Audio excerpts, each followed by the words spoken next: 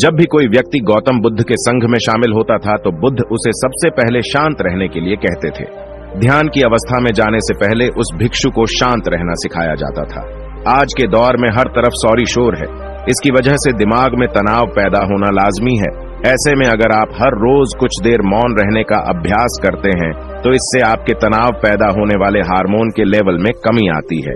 इससे आपका दिमाग शांत होता है, गुस्सा नियंत्रित रहता है और तनाव बढ़ाने वाले हार्मोन्स का लेवल घटता है। आज के इस वीडियो में हम जानेंगे कि किन मौकों पर हमें शांत रहना है और किन मौकों पर हमें बोलना है और शांत रहने से हमारे अंदर क्या बदलाव आ सकता है। दोस्तों, संध्या काल का समय था। गुरु अपने सभी शिष्यों को बुलाते हैं और कहते हैं, कल सुबह सब लोग नदी में स्नान करने के बाद तुरंत हमारी कुटिया के सामने उपस्थित हो जाना। सभी इसी से हैरान रह जाते हैं कि हम लोगों ने कुछ गलती की है क्या, लेकिन गुस्से से यह कहते हैं कि हो सकता है कि गुरुजी कल सुबह कुछ अच्छी बात बताने वाले हैं। सब लोग रात को सही समय पर सो जाते हैं और सुबह उठकर सभी लोग नदी में स्नान करने के बाद वापस गुरुजी के सामने उपस्थित हो जाते हैं। गुरु कहते हैं, आज हम तुम सबको चुप रहने के फायदे के बारे में बताऊंगा। गुरु कहते हैं, 10 मौके जहां पर चुप रहने से होता है लाभ और बोलने से नुकसान। गुरु कहते हैं, अगर आप इन 10 मौकों पर शांत हो गए यानी मौन हो गए तो आप जो चाहेंगे वही मिल जाएगा। आपकी जिंदगी में चमत्कारिक बदलाव शुरू हो जाएंगे। जरूरत से ज्यादा बोलना या चुप रहना दोनों ही अच्छी बात नहीं है। जैसे जरूरत से ज्यादा बारिश हो जाना या फिर धूप दोनों ही दिक्कत देती है, उसी तरह अनावश्यक बोलने से भी काफी नुकसान होता है। गुरु कहते हैं कि पहला ऐसा मौका जहां पर व्यक्ति को चुप रहना चाहिए, बिना तथ्य के ना बोले। गुरु ने कहा, अगर आपके पास कोई तथ्य नहीं है तो वहां चुप रहने में ही भलाई है। चुप बैठने से दिमाग में नई कोशिकाओं का निर्माण होता है और इससे ज्ञान की वृद्धि होती है। बोलने में भलाई वही है जहां आपको किसी चीज के बारे में पूरा ज्ञान हो। अगर आप बिना तथ्य के कहीं बोलते हैं या फिर बेवजह बोलते हैं तो आपका वहां मजाक भी बन सकता है। अगर आपके पास पर्याप्त जानकारी नहीं है, ऐसी जगह पर बोलने से आपका मजाक तो बनी रहेगी, साथ ही साथ लोगों का भरोसा भी आपसे उठने लगेगा। इसलिए ऐसी जगह पर शांत रहो जहां तुम्हें पता ना हो कि क्या बोलना है क्या नहीं। कई बार कुछ लोग ऐसे होते हैं जो हर जगह अपनी उपस्थिति बताने लगते हैं। उन्हें पता नहीं होता है कि हमें क्या बोलना है, लेकिन फिर भी बोलते जाते हैं और फिर बाद में दूसरे लोग उनके जाने के बाद उनका मजाक उड़ाते हैं। जब तक आपको उस तथ्य के बारे में अच्छा ज्ञान नहीं है, उसके बारे में पता नहीं है, तो वहां चुप रहना ही ज्यादा समझदारी है। गुरु ने कहा, दूसरा ऐसा मौका जहां पर व्यक्ति को चुप रहना चाहिए। शब्दों से न पहुंचे ठेस। अगर आपके शब्द किसी को मानसिक ठेस पहुंचा रहे हैं तो वहां चुप हो जाना चाहिए। कमजोर व्यक्ति के बारे में कुछ भी बोलकर आप महान नहीं बन सकते हैं। महान आप किसी कमजोर का साथ देने में बनेंगे। कई बार होता है कुछ लोग अपने से छोटे व्यक्ति को भला बुरा कहते रहते हैं। सामने वाला इंसान तो कद से आपसे छोटा है, वह आपको कुछ नहीं बोलेगा, लेकिन आप उसकी नजरों में गिरते चले जाएंगे। हो सकता है कि कल वह भी आपसे पद में बड़ा हो जाए। पद में आपसे जब वह बड़ा हो जाएगा तो आज जो रवैया आपका उसके साथ है, आने वाले समय में वह भी आपके साथ वही करेगा। आप किसी को नीचा दिखाकर बड़ा नहीं बन सकते हैं। बड़ा बनना है तो अपने से छोटे लोगों का इज्जत भी करना सीखें और साथ ही साथ बड़े लोगों का भी सम्मान करना चाहिए।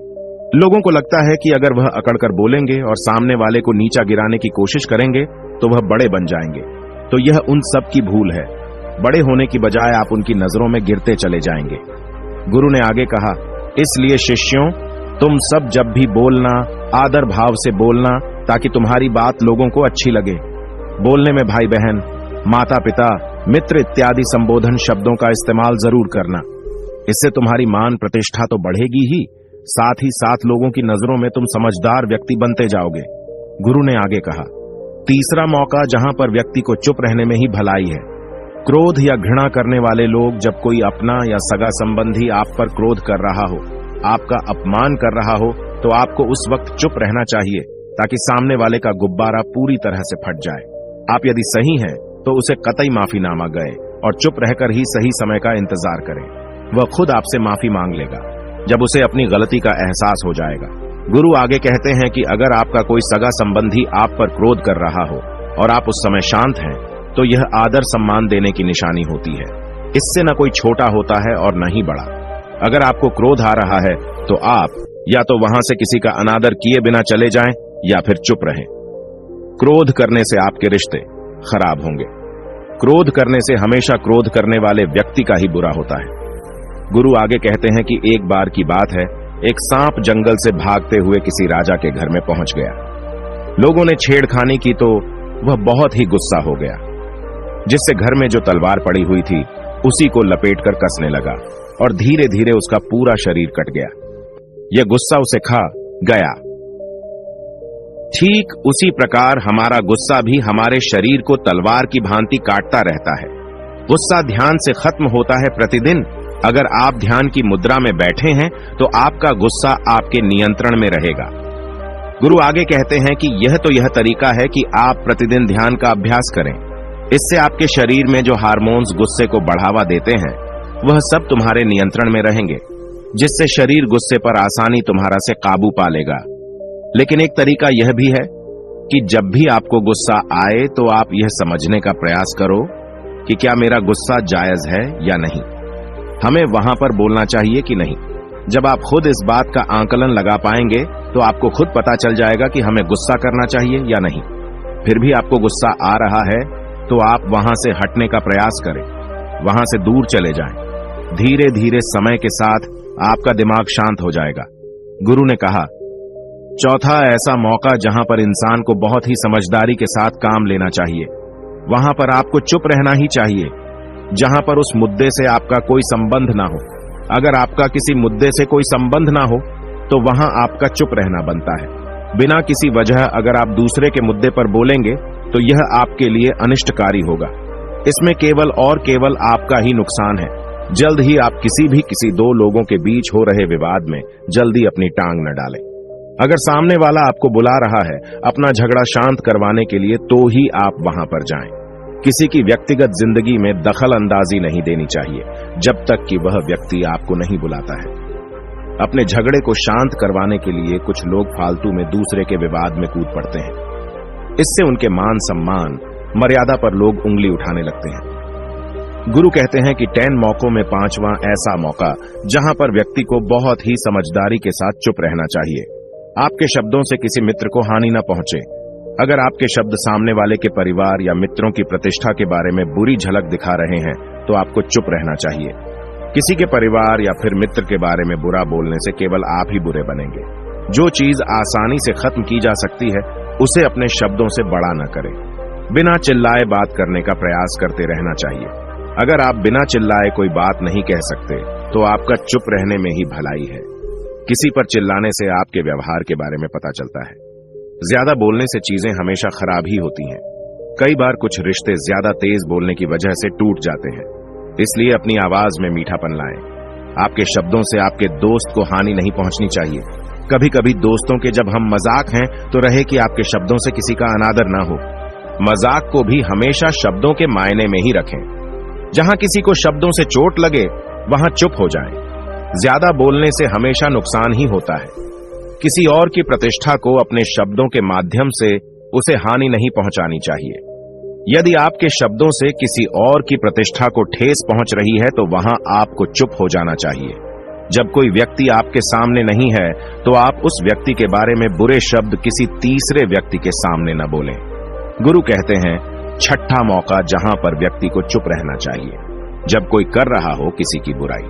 जब कोई आदमी आपके सामने किसी तीसरे आदमी की बुराई कर रहा हो तब तुम्हें चुप रहकर बस सुनना चाहिए। अपनी राय व्यक्त नहीं करना चाहिए, क्योंकि जो आज आपके सामने किसी तीसरे की बुराई कर रहा है वह कल किसी और के सामने आपकी बुराई भी कर सकता है। यदि आपने कुछ कहा है तो नीति शास्त्र के अनुसार जो अपने मुंह को बंद रखता है और बुद्धि से काम करता है वही इंसान समझदार होता है। बिना जरूरत के बोलना, किसी के बारे में किसी के बीच में बोलना यह गलत बात है। कभी कभी हमारे लिए बुद्धिमानी इसी में होती है कि हमें अपना मुंह ऐसी जगह पर नहीं खोलना चाहिए। गुरु आगे कहते हैं कि 10 मौकों में 7वां ऐसा मौका जहां पर व्यक्ति को चुप रहना चाहिए, जब कोई नहीं समझे आपकी भावना। यदि आपको लग रहा है कि कोई व्यक्ति आपकी भावना, दुख या परेशानी को शब्दों में नहीं समझ रहा है, यदि आपको लग रहा है कि सामने वाला व्यक्ति आपकी भावना या दुख को या आपकी जो परेशानी है उसको वह समझ नहीं पा रहा है या समझने का प्रयास ही नहीं कर रहा है या वह आपको ध्यान से सुन ही नहीं पा रहा है, तो ऐसे व्यक्ति के सामने आप चुप ही रहें, क्योंकि ऐसे लोगों को आपकी भावना या दुख से कोई मतलब नहीं होता है। ऐसे लोगों को अपना राज बताकर आप पछताएंगे ही बाद में। इसलिए हर किसी को अपने मन की बात नहीं बतानी चाहिए। अगर आपको लग रहा है कि सामने वाला आपकी बात को नहीं समझ पा रहा है, आपकी भावनाओं को नहीं समझ पा रहा है, तो वहां पर आपको नहीं बोलना चाहिए, क्योंकि आज में आपका मजाक ही बन जाएगा जब आपको लगने लगे कि सामने वाला आपकी भावनाओं को ठीक तरीके से समझ रहा है, आप जो कह रहे हैं वह ठीक से सुन रहा है, तभी आप उसे अपनी बात कहें। गुरु कहते हैं कि 8वां मौका जहां पर आपको चुप रहना चाहिए, जब कोई इंसान अपना दुख व्यक्त करे। यदि कोई इंसान अपने दुख या परेशानी को आपको बता रहा है, तो इसका मतलब यह है कि वह आपको अपना समझ रहा है। ऐसे में तुरंत ही उसे समाधान बताने के बजाय चुप रहकर उसके दुख या समस्या को सुने। उसके दुख या समस्या को किसी और को न बताएं। वह इसलिए नहीं बता रहा है कि उसकी समस्याओं का समाधान कर देंगे, बल्कि वह इसलिए भी बता रहा है कि सामने वाला उसकी बात को समझ रहा है। कई बार बताने से दुख कम हो जाते हैं। आपको अपना दुख इसलिए बता रहा होगा कि उसे लग रहा है कि आप उसकी बात को समझ रहे हैं। दुख बांटने से कम हो जाता है। इसलिए जब कोई व्यक्ति अपना दुख आपसे व्यक्त करे, तो आप चुप मारकर उसकी बात को बहुत ही ध्यान से सुने, ताकि उसके दुख कम हो जाएं, उसके मन का बोझ हल्का हो जाए, क्योंकि उसके मन में जो भी बातें थीं वह आपको सब बता दिया। गुरु आगे कहते हैं कि 10 जगहों में 9 ही ऐसी जगह जहां पर आपको चुप रहना चाहिए। जहां पर दुष्ट प्रकृति के लोग रह रहे हों और गाली गलौज कर रहे हों, तो आप वहां पर मत जाइए।